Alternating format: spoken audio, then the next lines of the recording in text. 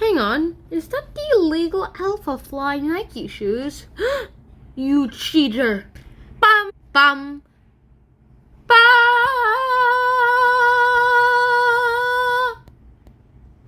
Wait, his name's Iliad? I butchered that, definitely.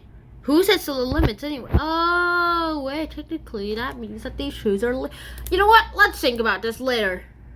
Ba ba ba. Alright, you got me. Should athletes be allowed to use performance-enhancing technology? Or should I say tech? Oh well, on February 6th of 2020, the Nike launched its Alpha Fly shoes, which this guy named Iliad, his name is right there, wore to win this marathon. And he was the first person ever to run a marathon in less than 2 hours. Less than, by the way. I mean, sure, Usain Bolt is the fastest person in the world, but this guy could probably become the fastest person in the world if Nike ever makes better Alpha Fly shoes. And they technically did make a different version of the Alpha Fly shoes. I'll explain later why. Now, there's this organization in the world called World Athletics. I personally like to call it WAH. And this international governing body is an international governing body for sports. And after they actually went on with this race and saw that this race had this guy who ran less than 2 hours and wanted to go find out why, they looked at his shoes and found out that the Alpha Fly has soles, rubber soles, that are a little bit thicker, like lots more thicker than the regular running shoes that most people actually use. Yeah.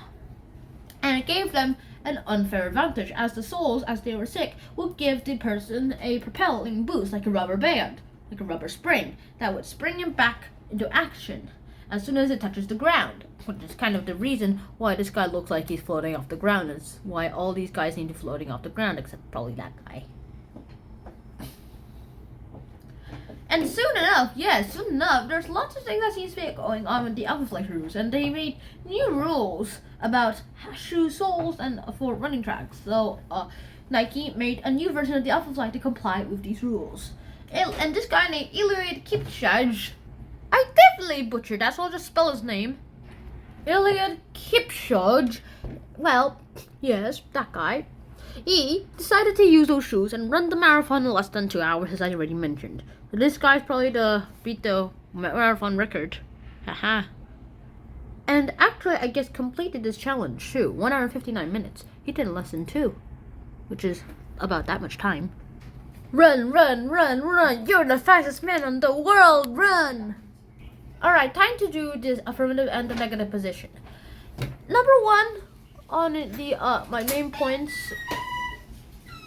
On my main points is that the elite sport of any competition is about reaching the pinnacle of human achievement, as long as they're not breaking any rules. And this guy didn't break any rules at the time. Technically, if he did that again this time, he would be breaking rules. But at the time, he didn't break any of the rules. He didn't cheat.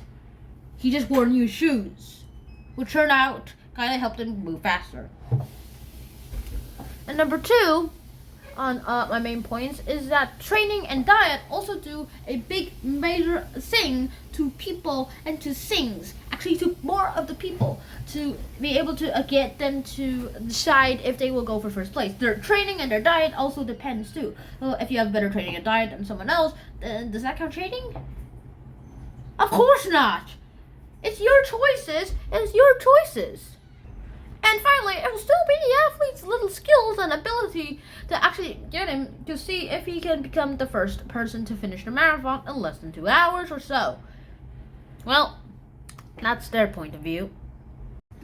Number 1, using performance-enhancing tech goes against the actual sports spirit. Because if you use tech that helps you enhance your abilities, then that kind of is cheating.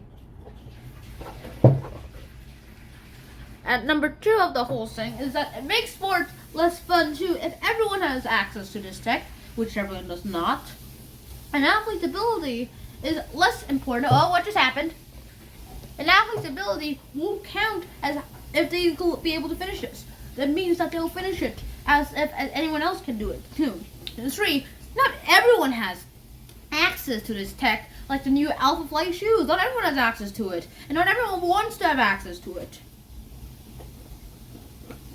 So it'll be an actual unfair advantage. So I think that Iliad should be disqualified too, if I kind of look at it at this point. And here are the results. 32% of people say that they think that performance enhancing tech should be allowed, while 68% of the people, 68% of the people think that it shouldn't be allowed. So that's basically my point of view, to be honest. Negative position. No performance enhancing technology. Except maybe food and drinks.